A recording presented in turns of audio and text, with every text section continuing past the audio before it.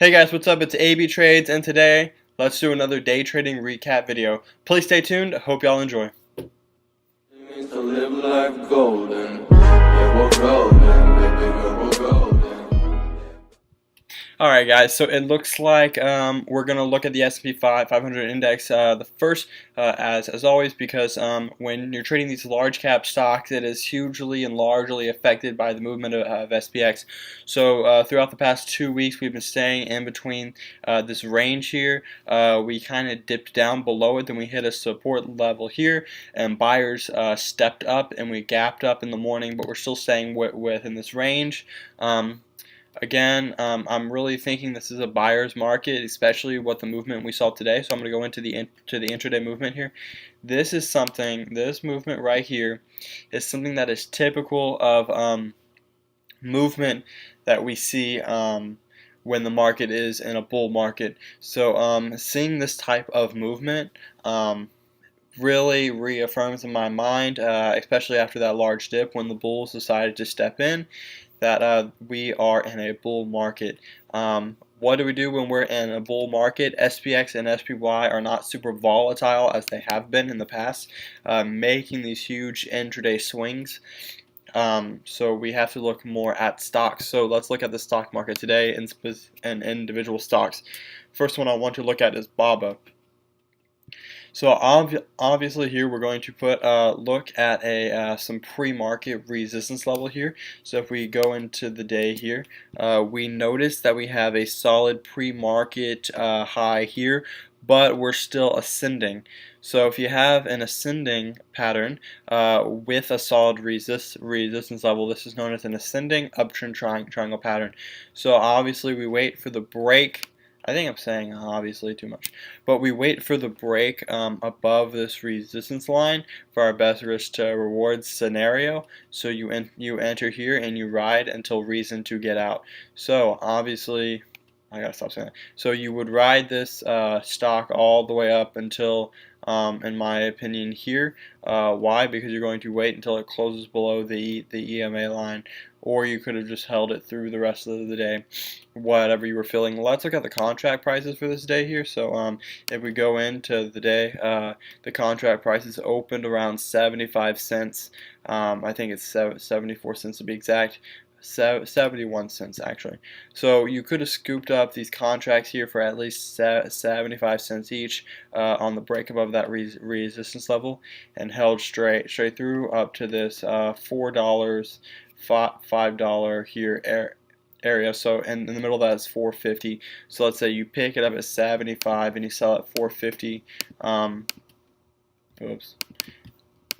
I'm not going to do the math, but it's a little over 500%. So that would have been a great trade. Awesome.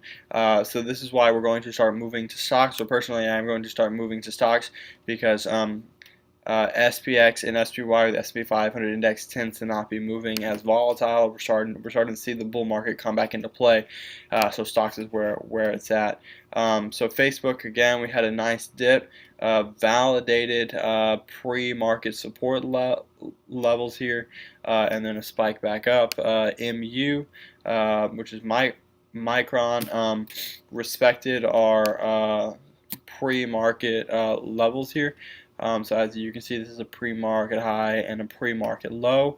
We came down here, we bounced off this low, we pushed up, and then we crashed down, and then consolidated the rest of the day. Twitter, we had the same pattern as in BABA, where we're having pre-market, this solid resistance level, but we're still uptrending, which means we're making higher lows. And then, of course, when we break above this resistance level, that's our key to enter. So let's look at Twitter here. So key to enter here would have been around this level here, the 40-cent level, and it made it all the way up to around here, to around, let's just say 1.5 is a solid sell point. I can just do this here. Hold on. So let's say we would have got in at 0.4 up to 1.5. Let's just say 1.4, around there. Dang it, I drew the line, I didn't look. So we're looking at around 200% profit, which again is awesome, awesome, awesome. You cannot complain with 200% profit.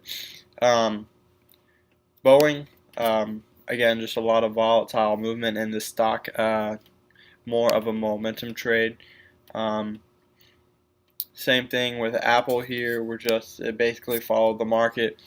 So we're uptrending here, and we validated this uptrending stock point twice, and we continued higher. So if technically this was a triangle breakout, we're having this ascending, we have this solid resistance level, and we broke above. I don't know what exactly the percentage on this was, but I assume it's around 10%. But again, you have to understand the patterns, you have to learn the patterns, you have to learn what exactly you're trading. So again, I don't think I mentioned this before, but when you're looking at trading TD Ameritrade, open up a free paper trading account and start trading, testing strategies, and going at it so you can prove that you know what you're doing first. So Netflix, obviously we're ascending here with the market. We formed this little triangle pattern here for this nice breakout upward. And then Tesla, just a lot of momentum movement here.